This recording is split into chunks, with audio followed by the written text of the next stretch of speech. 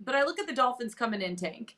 When Tua Tagovailoa plays a majority of the snaps, the Dolphins win. That's just what they've proven Yeah. this season. The dude's thrown 19 touchdowns to only 3 interceptions. He's been phenomenal this year. Do you think he could go out to the West Coast as a road dog and at least cover the spread, maybe win the game with the way that he's been playing? Or do you trust the 49ers defense, who are number 1 in the NFL right now in points allowed per game?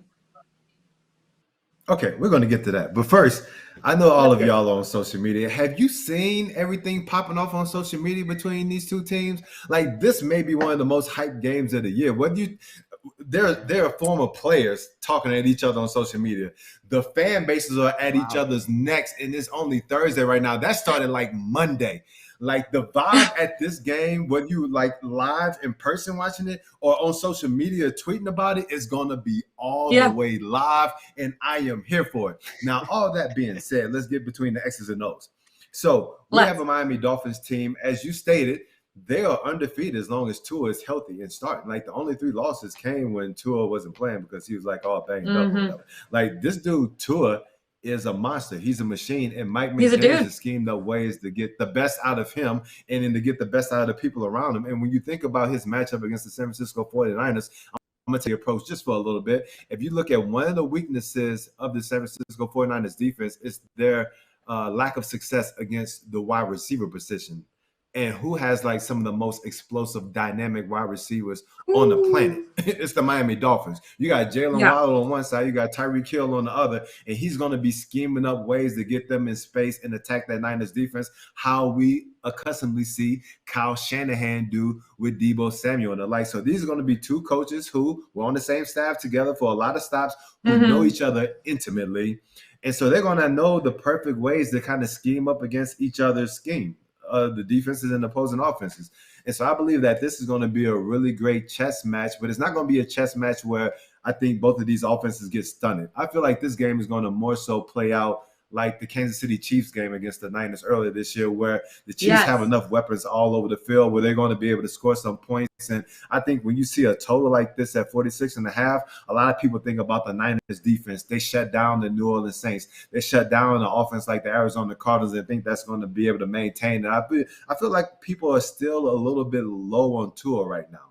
And I feel like you're going to get a really good taste of not only what Tua can do, and all the weapons around them, but how impressive a coach Mike McDaniel is in order to scheme around that San Francisco defense and get the most out of his offensive players in this matchup. And with all that being said, I really like this game being a higher scoring affair than what the total reflects.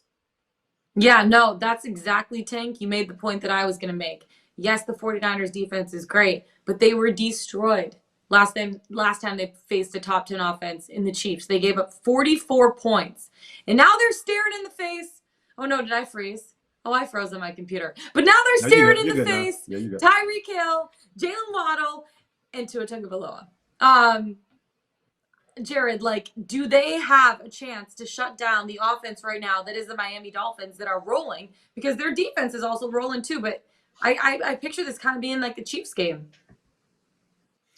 So here's the one fly in the ointment for this being a high-scoring game. I'm not saying it can't be, but the one thing that scares me is both tackles for Miami are banged up. Austin Jackson hasn't practiced yet this week. Neither is Terron Armstead. They're both considered week-to-week, game-to-game, very questionable. Obviously, we're recording this on a Thursday, taping this live. We're live, but if you're watching this on a Friday, Saturday, or Sunday morning, it might be a little stale because we might have some updates on these guys. And I think those 2 guys are absolutely key.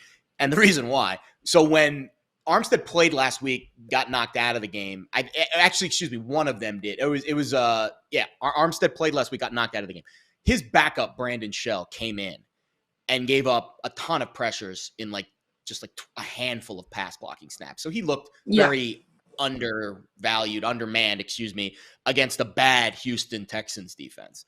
Well, if both your bookend tackles are out and your backup clearly is not ready, the one defense that I don't want to face this week is the San Francisco 49ers. And I think that's where I envision a little bit of pressure and a little bit of, inconsistency with Miami's offense. Because if Nick Bosa is just going to be slamming it right down whoever's playing left tackle for Miami this week, I hope it's either Jackson or Armstead. If it is the backup Shell, there's going to be a lot of pressure into his face in this game. And how he handles that and how Mike McDaniel schemes around that is going to be very fascinating. It is this chess match. That's what I have in my notes here between McDaniel and DeMeco Ryans, who I think right now should be on a short list for a head coaching job. I mean, he's done such a fantastic job with this San Francisco defense this year.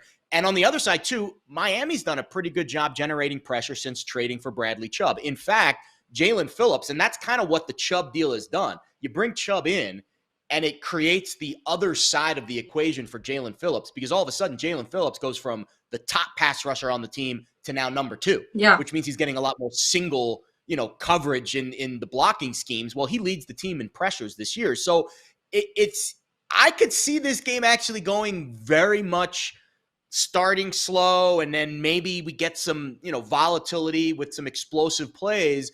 But I don't know if this sustained offense is going to be there, because I do think there's a case to be made that both defensive lines are going to put a lot of pressure on the opposing quarterbacks. We know Jimmy G doesn't like pressure, and obviously Tua has been kept relatively clean this year, but with both of his tackles out, we'll see if that's the case in this matchup on the road against a very good Niners front. So I'm fascinated by this game, because I do think there's a lot of, pieces that are going to be in certain places, and which coach is going to get the better edge with their scheme. But the offensive line, especially for Miami, is very concerning.